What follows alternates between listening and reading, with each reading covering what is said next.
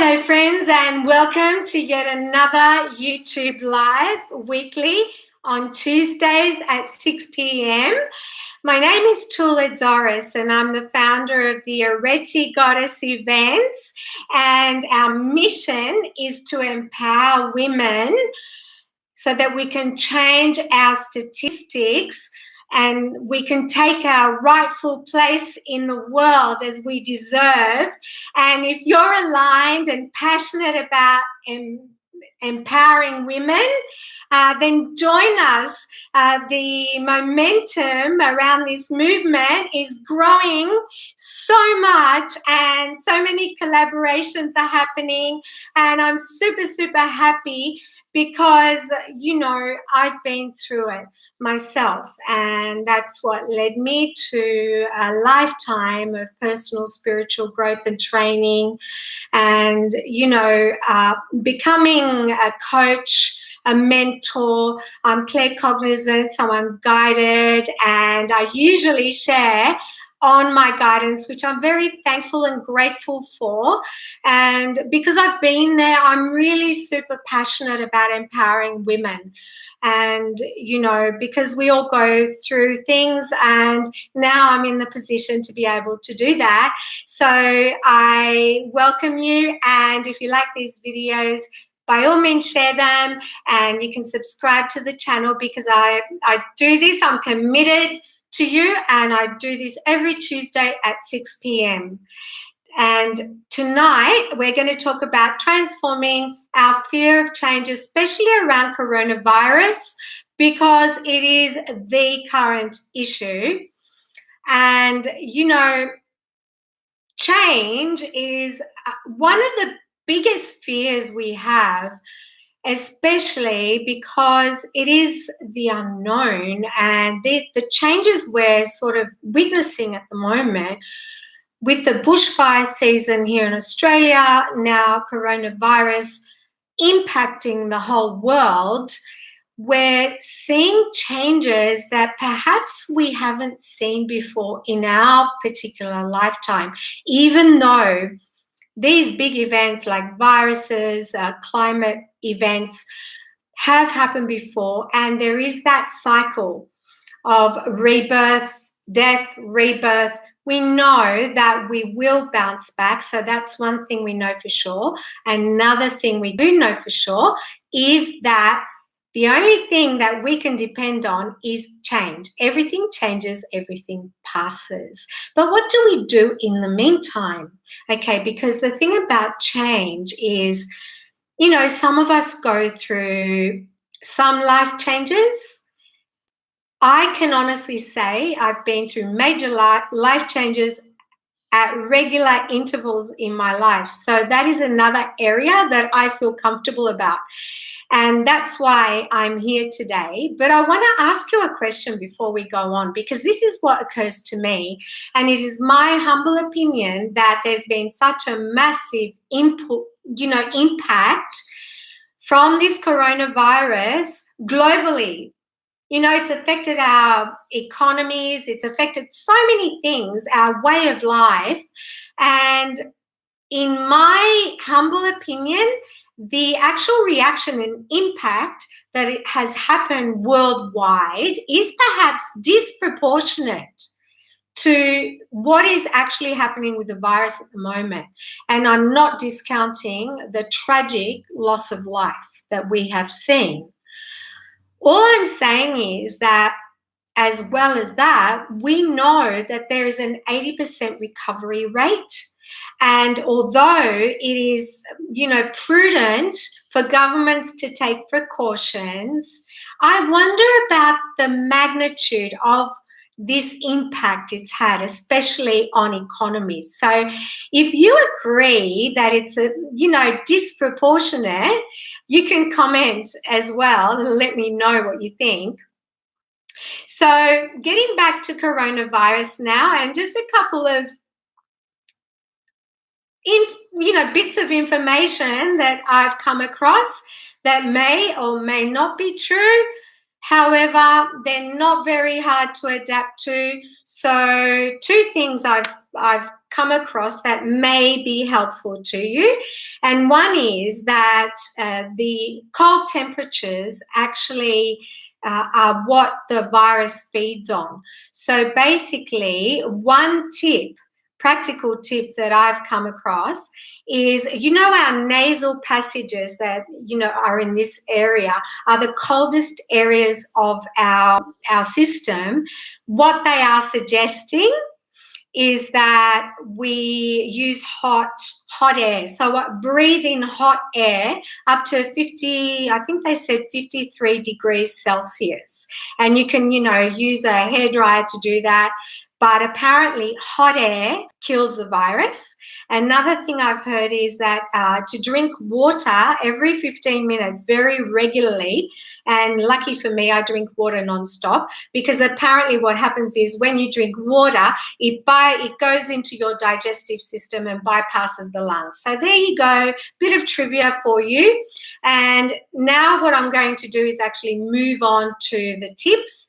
And I've got about 10 tips for you. So my wish always is that they empower you. And the first step, which is actually the biggest step you can take and possibly the most challenging for a lot of us, is to acknowledge that things are changing. Now, anyone can acknowledge that things are changing, and they're changing in big ways. The trick here is to practice acceptance and non-judgment. So if we can actually remove the emotion out of it and take the judgment out of it, right, wrong, good, bad, if we can accept a situation as it is, then that opens us up to being more resourceful. Now, if you're a particularly judgy person, you can start by practicing non-judgment, say, for an hour a day, okay? Just tell yourself that for an hour today, I'm not going to judge things as being good or bad, right or wrong, and see how you go with that. But that is the biggest tip I can give you, because then you're able to deal with change a lot easier. Okay, acceptance, acknowledge things are changing and just accept what is happening.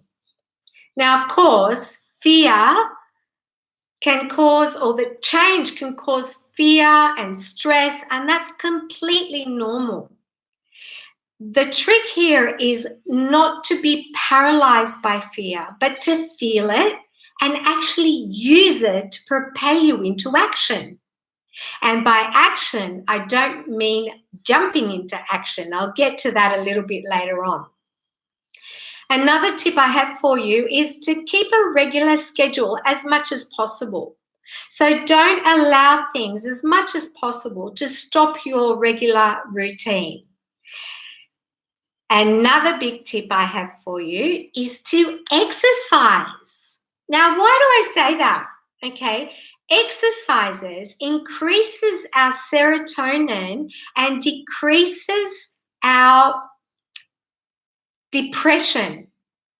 So if we're feeling particularly down, the best thing to do is exercise, because that will increase our oxygen input. And when we do that, in fact, breathing is a massive tip I can give you. Those of you who practice yoga will know how to breathe deeply abdominally. If you can practice your breathing deeply and slowly in and out all the time and exercise, that will definitely increase your serotonin and make you happier. The next tip I have for you is to, once you're over your fear and you can breathe through it and bring yourself to the moment, because breathing also stops your mind from overthinking and puts you right into the moment. And the greatest thing that fear does is it actually connects you to your source, your very own source. And that is also your source of inspiration. Okay, so once you're in that beautiful space and you're calm and centered, breathing deeply and slowly in and out, you can assess and process the situation. What is the change? What is the actual situation? Get all the facts around it so you're not making assumptions, and work on all the information when you've gathered it, assess the situation and process it. Then you can find out what needs to be done. You might need to do a bit of research because some of these changes are new to us, right? After you find out what needs to be done, you can actually make a plan and put it into action. Here, we're not jumping into action. We're actually making calculated moves, strategic moves, and if we're in that space, we can also be open to trying unknown and new alternatives. Now, the unknown can be challenging. So again, we come back to our fear of change. However, if we are in that space of acceptance and non-judgment, we can find alternatives, and they can be quite good alternatives that we can actually put into practice, right? The next tip I have for you, which will absolutely bring you to your center, no matter what is going on in the world, is yoga and meditation. Those of you who do practice yoga and meditation know that when you're in that centered space, then it brings you to a point where you're not reactive to what's happening outside of you. And whatever is happening outside of you is something then you can become a witness to without judgment again, and then be able to become constructive and productive. Uncertainty, my friends, means new possibilities. So when we are in a centered, calm space, when we have all the information and can put a plan to action and can consider alternatives that are new and unknown to us, then these possibilities can actually become quite exciting. The thing about possibilities is they're new adventures. And, I've mentioned Dr. Deepak Chopra before because he says that when we're on a path of uncertainty, we're on the right path. I am lucky, I guess, in a way, because I've been on that path for the majority of my life, having a past as an actor, for instance, not knowing when my next job is coming up, having a transient lifestyle, moving a lot, and perhaps there's so much uncertainty that has been a part of my life that I actually embrace it because it does open you up. So I encourage you, my friends, to just be open to possibilities. And we can do that by focusing on the positive rather than the negative. So we're not looking at, okay, we're in a particularly tough situation globally, but hey, what can we do with that if we're not judging it? So with that, I'm going to leave you now, and I hope these tips empower you, and you're most welcome to book in a free online coaching call with me as well. And I wish you amazing success until next Tuesday, same bat time, same bat channel. Bye for now.